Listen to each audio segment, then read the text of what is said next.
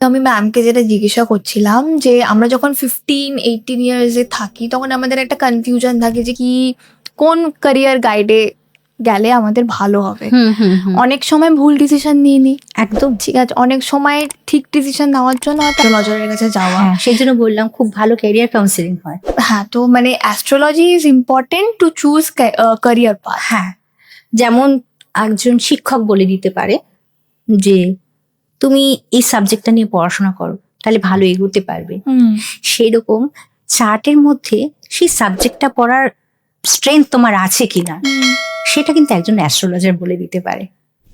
এবং সেই অনুযায়ী যে এটা নিয়ে তুমি কোন দিকে এগোবে, তুমি আর্টসের দিকে এগোবে না তুমি সায়েন্সের দিকে এগোবে না কমার্সের দিকে এগোবে, কোন দিকটা তোমাকে সফলতা এনে দেবে সেই দিকটাকেই বেছে নেবে, যেইভাবে গাইড করবে। তাহলে তুমি কি করবে, খুব ইজি ওয়েতে সাকসেসটা পাবে। অনেকে আজকালকার তরুণ প্রজন্মের মধ্যে আমি দেখেছি